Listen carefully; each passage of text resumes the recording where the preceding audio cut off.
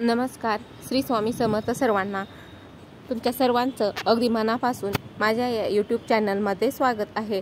तर आजच्या व्हिडिओमधून आपण हे पाहणार आहोत की घट हिरवागार आणि दाटसर उगवण्यासाठी काही टिप्स आहेत त्या पाहणार आहोत. सप्तधान्य हे काय घ्यावे ही संपूर्ण माहिती आपण आजच्या व्हिडिओमधून पाहणार आहोत. तर व्हिडिओ हा शेवटपर्यंत नक्की पहा. यंदा घटस्थापनेला सुरुवात ही 22 सप्टेंबर पासून होत आहे. नवरात्रीच्या 9 दिवसांमध्ये दुर्गा मातेची पूजा केली जाते. देशभरामध्ये हे 9 दिवस हे अतिशय उत्साहाने आणि आनंदाने सर्वत्र साजरे केले जातात. पहिल्याच दिवशी घटस्थापना केली जाते. यावेळी घरोघरी घट हे बसविले जातात. त्यामध्ये सप्तधान्य हे पेरलं जातं. 7 धान्य का पेरली जातात आणि ती कोणती 7 धान्य आहेत ती माहिती आपण पाहणार आहोत. तर घटस्थापना करताना 7 प्रकारच्या धान्यांची पेरणी केली जाते. याला सप्तधान्य म्हणून ओळखलं जातं. या सप्तधान्यामध्ये प्रामुख्याने जव, तीळ, तांदूळ, मूग, बाजरी, चणे, गहू यांचा समावेश असतो. तर शास्त्रानुसार धान्य हे ब्रह्मदेवांचे स्वरूप आहे. जर धान्यांचे अंकुर 2 ते 3 दिवसामध्ये आले तर ते अतिशय शुभ आहे.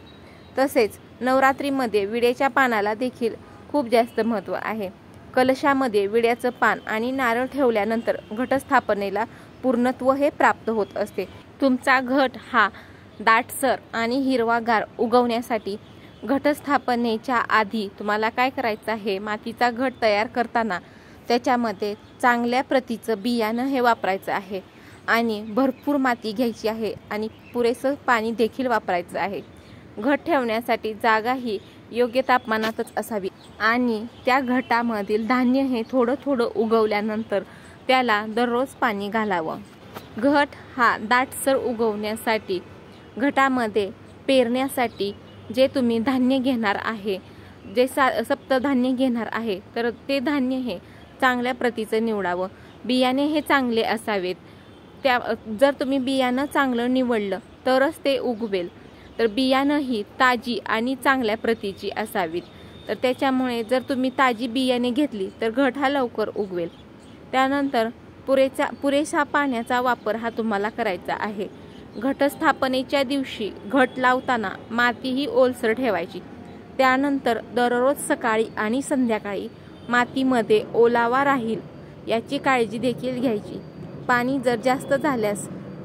जर का तुमच्याकडून जास्त झालं तर धान्य त्याच्यामधील कुजण्याची ही शक्यता असते आणि मग ते उगवत सुद्धा नाही.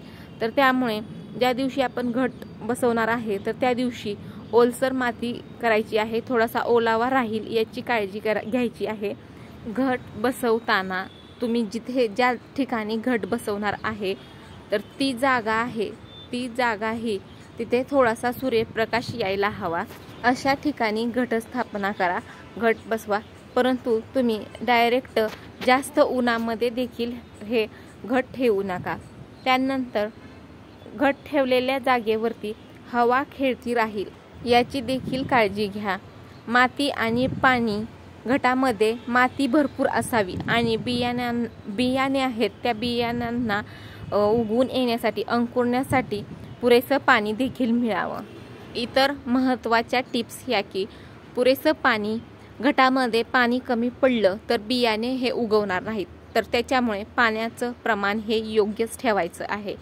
त्यानंतर घट तुम्ही ज्यावेळेस बसवणार आहेत तर त्यावेळेस घटामध्ये कोणत्याही खताचा हा वापर करायचा नाही किंवा कुठल्याही रासायनिक पदार्थांचा वापर करायचा नाही, ज्याच्यामुळे रोपांवरती दुष्परिणाम होईल आणि घट हा उगवणार नाही. तर त्यामुळे कोणत्याही प्रकारचं खत हे तुम्ही वापरू नका.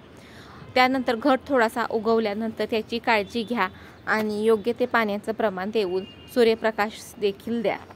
तर ह्या काही टिप्स आहेत त्या वापरून तुम्हाला तुमचा घट हा हिरवागार आणि दाटसर उगवेल याची काळजी घ्यायची आहे आणि ह्या टिप्स नक्कीच तुम्हाला उपयोगी येतील.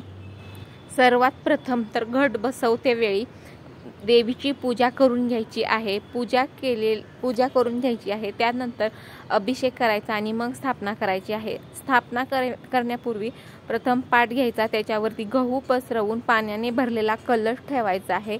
पाण्यामध्ये नाणं टाकायचं, सुपारी घालायची, तांब्यावरती गव्हाने भरलेलं लहान ताम्हण ठेवायचं, हळद, कुंकू, गंध, फूल यांनी पूजा करायची.